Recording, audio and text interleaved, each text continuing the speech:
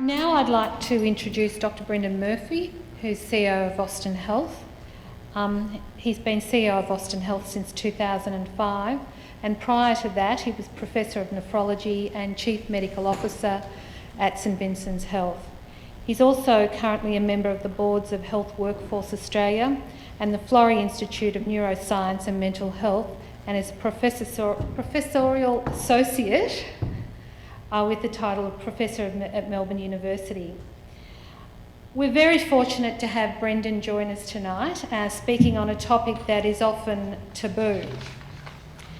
What's the role of the healthcare system regarding end-of-life care? Do we do a good job? How can it improve? And what role should we play? These are pretty big questions for you, Brendan. So Brendan is highly regarded for his views and leadership role on this topic. So can I invite Brendan Murphy to the stage?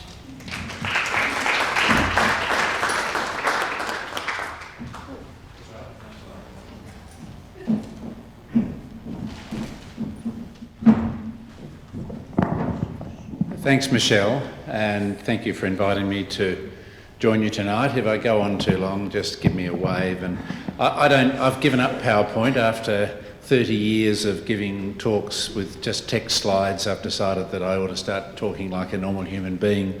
So I now talk from notes unless I've got pictures to show, which I don't tonight.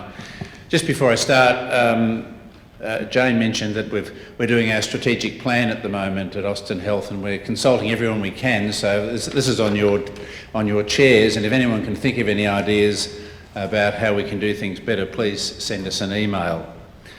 I'm not going to discuss the whole issue of end-of-life care, in fact the whole issue of futile care. I'm going to talk about one thing which I think is the most critical issue in this topic, which is medical clinical leadership, or the increasing lack thereof. Although I crossed the dark side of hospital management from a clinical life 7 years ago, most of my views on this topic are not those of a manager who nobody believes or listens to, but those of a former physician, researcher and teacher. I take quite a different view to most people on this issue. I don't think the futile care problem that we face today is a complex ethical challenge, but rather a failure of clinical leadership, and principally a failure of medical clinical leadership, because it is actually the medical profession that the community looks to provide this sort of leadership. This concept is really quite challenging for a lot of doctors and for other clinicians, some of whom don't accept that there really is a problem, or those that do will blame, incorrectly in my view, a whole range of things such as changed community attitudes, the behaviours and views of patients' families, or even medico-legal concerns, rather than their own failing to act decisively in the best interests of patients. I first became concerned about this issue when, as a nephrologist in charge of a large unit at St Vincent's, I was quite alarmed by the significant deterioration in the age, comorbidity and quality of life of many dialysis patients. Dialysis patients these days are often shipped in 3 times a week from high care residential aged care facilities. And at the extremes, we even see demented and confused patients who are actually chemically sedated every time they have a dialysis treatment so that they stay still. At what quality of life are we giving people? In my current role, I regularly consult with the senior nurses around my health service and ask them what's bothering them. Every ward I go to, somebody says, we're worried about the small number, perhaps 2 or 3 in a 32-bed ward, of patients whom they believe that there is a serious question about the decision to actively treat, or the lack of a decision to cease active treatment when they see that circumstances would seem to support such an action.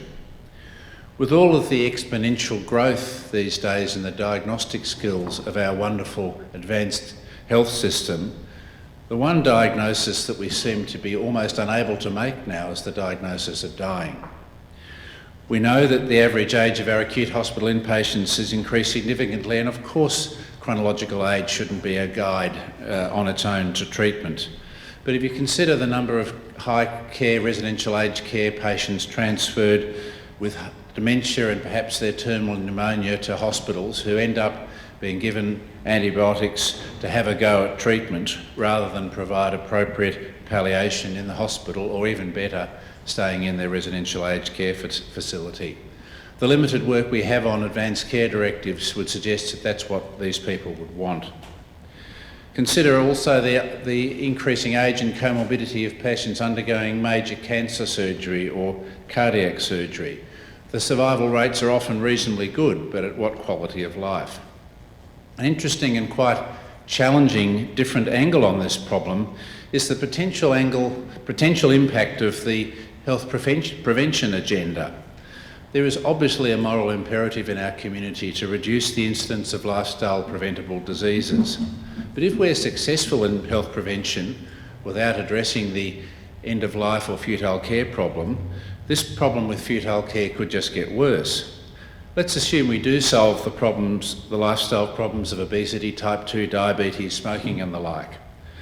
We will see people living much longer, very happily, but able to develop other chronic diseases, degenerative diseases. It always amazes me talking to some of the economists working in the health prevention agenda who genuinely believe that if the health prevention programs are dramatically successful, health expenditure will of itself significantly reduce and hospitals will disappear.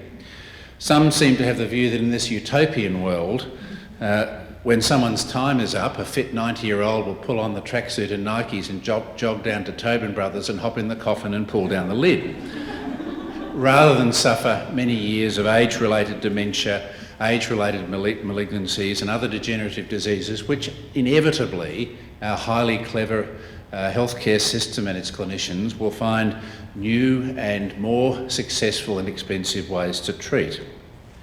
It is worth considering what we mean by the terms futile and inappropriate care. I don't really like the futile care term, but we do use it because it has a particular medico-legal connotation. I think of it as care for which there is no meaningful prospect of survival. I use the term inappropriate care to refer to those situations where active treatment decisions are seriously questionable on the basis of quality of life, the prospect of success and what the patient might want, but are not strictly futile in the sense that improvement and survival might be achieved by treatment, at least in the short term. Decisions to withhold treatment in these circumstances are more complex than those in the futile treatment context where there is no medico-legal obligation to provide the treatment. And generally, in the inappropriate care context, you need to have the consent of the surrogate decision maker for an incompetent patient. Although, as I'll come to later, I believe the same strong medical clinical leadership is required. So let's assume that this problem exists, and we agree it exists, in our hospitals particularly, but also in the broader health system. As I've already mentioned, most doctors will blame factors external to themselves. Most commonly, they claim that the reason for continuing futile treatment is that the families of incompetent patients unreasonably insist on the continuation of care. In my view, this apparent behaviour from families is actually a result of the difficult emotional position that they've been put into by weak clinical leadership. I'll give you my example from my own clinical world as a nephrologist in a major dialysis unit.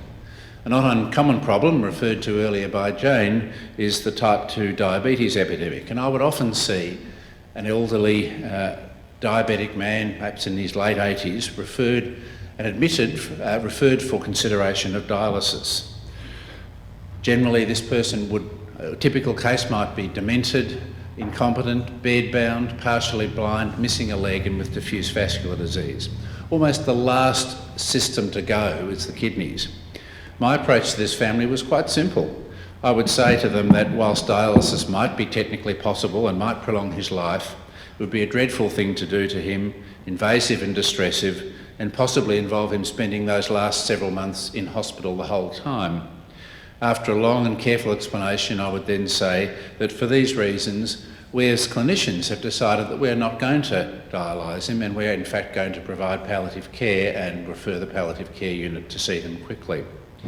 In my clinical experience, most families would willingly accept this position and be comfortable with it, and say to their relatives that the doctors don't believe that dialysis is the right treatment and that they can do no more for Dad. The younger nephrology colleagues that I commonly saw would have a somewhat different approach. They would also talk to the family and say the prognosis is pretty awful and the dialysis would be terrible and burdensome. And then they would say that without dialysis he will die in a few weeks, and then they'd turn to the family and say, well, what do you want us to do, family? It's your decision. Do you want us to keep him alive or let him die? And families in that impossible psychological position would inevitably, or not inevitably, unless they were very, very educated and well informed, would say, oh, please do everything and keep him alive, doctor. When the inevitable torrent clinical course evolves, with the patient being in hospital and having lots of complications, the clinical team then, often will blame the family for what they see as having wanted an unreasonable course of treatment, even though the problem really lies with the clinical team in the first place. Another common example we see in hospitals is not for cardiopulmonary resuscitation orders, where a significant proportion of our young doctors are taught at university that you need consent, formal consent of the next of kin to provide this treatment when such treatment is futile. And clearly, again, if you're asking families, do you want us to jump on his chest and save his life, rather than say this treatment is futile and we're not going to do it, puts them in a very different psychological position. This approach, where a senior doctor makes a decision of moment and owns the decision and communicates it to patient's family rather than asking them to decide, is quite challenging to some of the people who teach ethics and to some of our younger medical colleagues and those who train our medical students. It can be interpreted incorrectly, in my view, as a return to medical paternalism and not giving proper respect to the principle of patient autonomy. Some doctors are also frightened about this approach because they believe it's not medico-legally defensible, particularly if families contest the decision not to treat. The Australian law is, however, very clear. There is no obligation on any clinician to provide futile treatment, and the Australian courts have been resolute in supporting clinicians in the rare cases, and they are very rare, where decisions to withdraw or not offer treatment are challenged. So what has changed with the medical profession? Why are increasing numbers of doctors seemingly unable to make these sorts of decisions? There are a number of reasons, and since Jane's here, I'll start with blaming the universities. In the universities, students are often taught that decision-making, as I've described, needs to be fully inclusive, respecting above all patient autonomy, and involving competent patients or their surrogate decision makers for incompetent patients in all clinical decisions. Of course this is right, and this is laudable.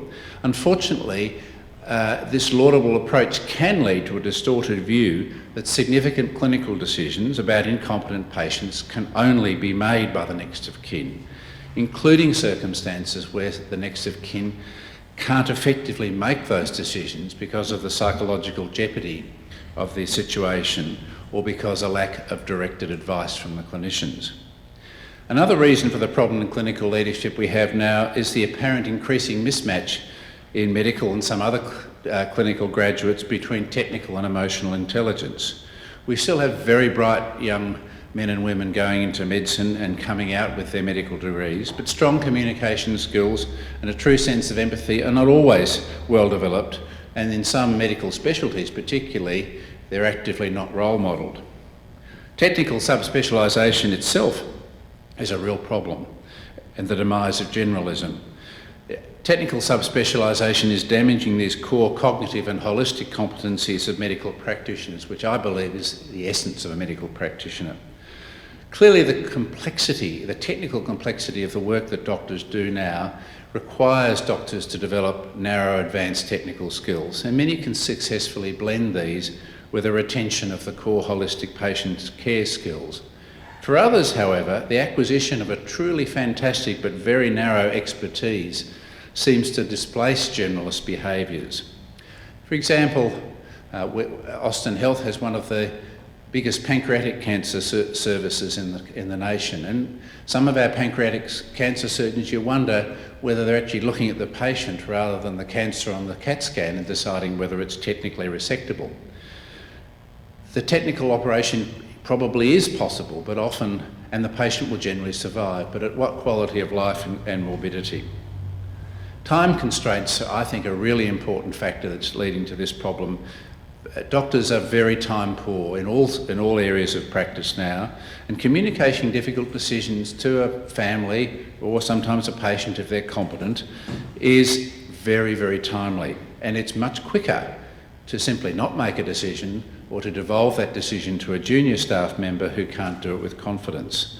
The power of discussion of these issues is manifestly greater when it's delivered by, in a hospital context, a consultant or by a senior general practitioner well known to the family. Often spending significant time early on in the course of an illness and being open and honest about the true prognosis can prevent the need for many more time to be spent later on unravelling complex and difficult emotional situations. Finally, as previously mentioned, there is a myth that our medical legal environment has changed. This is not the case in Australia and is a surprisingly widespread misconception. So in brief, what can we do with this problem? I think we do have to start with the universities. I think we need young doctors and medical students and other clinical students to be retaught that assertive clinical decision making is not a politically incorrect sin. And I think we need to have the teachers of ethics in the undergraduate courses having had a bit of real life experience rather than a theoretical framework. We need to also re-educate and re-energise the senior members of the medical profession in clinical leadership and give them the confidence and resilience to make and own decisions, even if those decisions can sometimes be wrong, as is always the case in medicine. Some health services have created what they call senior medical clinical ethicists roles to have these discussions with doctors, but the decisions must be made by the treating clinical unit themselves. Other members of the clinical team are really important. In the hospital scene, experienced nurses and allied health practitioners who call a weak or indecisive medical team to account need to have that confidence, authority and a safe pathway to challenge and be heard in the multidisciplinary team. I think for this audience, I think it'd be really useful if we, in the big hospital world, could work out a way to usefully re-engage general practitioners in the decision-making that actually happens in hospitals. All too often I hear of hospitals that have taken control and exclude the one doctor who reasonably knows the patient well and would know what the patient would want. Many times I've heard GPs complain about the burdensome and unreasonable and often duplicative care inflicted on their patients by hospitals. On the other hand, hospital doctors would also say that if we had more GPs who are willing to palliate dying patients in aged care facilities rather than send them off to hospital for their terminal few days, the system and patients would benefit enormously. We need more broad-based education and exposure to this issue in the general community, both within the health system and in the very broad community that we live in. Politicians are frankly terrified of debate in this space because they feel it'll cross over into the euthanasia area where nobody really wants to go. I've had experience with several health ministers who I've tried to raise this with and they all shut the conversation down. However, when we do media on this topic, I and others, we find there is an enormous community interest in it and an enormous range of people who come forward with stories of how their relative was burdensomely overtreated by the system. It's always important in these discussions to remember that the strongest argument for limitation of futile treatment is and should always be not a resource-based argument. People never believe me in my management role that I'm not talking from a money-based system, but the strongest argument is that the most basic of principles of medical care, that we should do what is best for the patient from as holistic a perspective as possible, not as what is easiest for the doctors and emotionally less challenging for the medical team, and not what seems to be desired by a possibly guilty family member. It's very hard to make a wrong decision if we're always grounded on this principle. Of course, as we've already mentioned, there are situations when it's not clear what the right course is best for the patient, and in these circumstances it's very, very valuable to know what the patient would have wanted. Limited research shows that most elderly people have given the chance to express these views before the time comes when they're not competent. Most people do not favour aggressive treatment in their final years. Fortunately, many aged care facilities now have an active program of advanced care directives and are starting to roll these out universally. In conclusion, the Worth commenting that the medical profession, I think, has been troubled recently with the perception that they've lost some of their leadership role and influence in the health system. This is one area where I believe the profession has actually let leadership slip, and where the community is crying out for doctors to take charge again. Whilst I am a strong proponent of health workforce reform and even doctor substitution in some situations by advanced practice nurses for a range of tasks, I firmly believe that our health system and the community wants doctors to be incontrovertibly charged of these issues. The quality of medical practice and the sense of purpose of doctors will be enhanced by them making, owning and communicating hard decisions, including those about limiting care. Thank you for your attention.